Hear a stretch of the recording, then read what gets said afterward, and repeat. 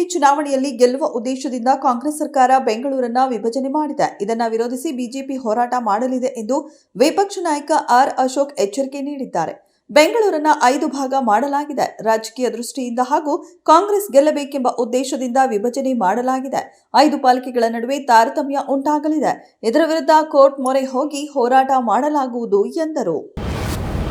ಸವದತ್ತಿಯ ರೇಣುಕಾ ಯಲ್ಲಮ್ಮ ದೇವಸ್ಥಾನದ ಅಭಿವೃದ್ಧಿಗಾಗಿ ರಾಜ್ಯ ಸಚಿವ ಸಂಪುಟವು 215 ಕೋಟಿಯ ಯೋಜನೆಗೆ ಆಡಳಿತಾತ್ಮಕ ಅನುಮೋದನೆ ನೀಡಿದೆ. ಸೆಪ್ಟೆಂಬರ್ 15ರೊಳಗೆ ಎಲ್ಲ ಕಾಮಗಾರಿಗಳಿಗೆ ಕಾರ್ಯಾದೇಶ ನೀಡಲಾಗುವುದು ಎಂದು ಪ್ರವಾಸೋದ್ಯಮ ಇಲಾಖೆ ಸಚಿವ ಎಚ್.ಕೆ. ಪಾಟೀಲ ತಿಳಿಸಿದರು. ದೇವಸ್ಥಾನದಲ್ಲಿ ಮೂಲ ಸೌಲಭ್ಯ ಹಾಗೂ ಅಭಿವೃದ್ಧಿಗಾಗಿ ವಿವಿಧ ಯೋಜನೆಗಳನ್ನು ರೂಪಿಸಲಾಗಿದೆ. ಜಿಲ್ಲಾಧಿಕಾರಿಯನ್ನ ಅನುಷ್ಠಾನ ಅಧಿಕಾರಿಗಳನ್ನಾಗಿ ನೇಮಿಸಿ ಅನುಮೋದನೆ ನೀಡಲಾಗಿದೆ ಎಂದರು. ಈ ವರ್ಷದ ಸೆಪ್ಟೆಂಬರ್ನಲ್ಲಿ ನಡೆಯಲಿರುವ ಏಷ್ಯಾ ಕಪ್ ಭಾರತ ಮತ್ತು ಪಾಕಿಸ್ತಾನ ಸೆಪ್ಟೆಂಬರ್ 14ರಂದು ಮುಖಾಮುಖಿಯಾಗಲಿವೆ.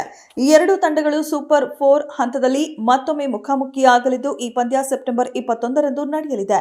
ಏಷ್ಯಾ ಕಪ್ ಸೆಪ್ಟೆಂಬರ್ 9ರಿಂದ 28ರವರೆಗೆ ಯುನೈಟೆಡ್ ಅರಬ್ ಎಮಿರೇಟ್ಸ್ನಲ್ಲಿ ನಡೆಯಲಿದೆ ಎಂದು ಏಷ್ಯನ್ ಕ್ರಿಕೆಟ್ ಕೌನ್ಸಿಲ್ ಅಧ್ಯಕ್ಷ ಮೊಹಸಿನ್ ನಖ್ವಿ ಘೋಷಿಸಿದ್ದಾರೆ.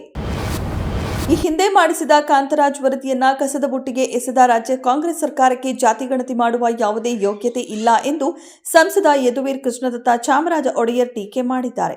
ರಾಜ್ಯ ಸರ್ಕಾರಕ್ಕೆ ಜಾತಿ ಗಣತಿ ಮಾಡುವ ಯೋಗ್ಯತೆಯೇ ಇಲ್ಲ. ಈ ಹಿಂದೆ ಮಾಡಿಸಿದ ಕಾಂತರಾಜ್ ವರದಿಯನ್ನ ಕಸದ ಬುಟ್ಟಿಗೆ ಎಸೆದಿದ್ದು ಇದೇ ಕಾಂಗ್ರೆಸ್ ಸರ್ಕಾರ.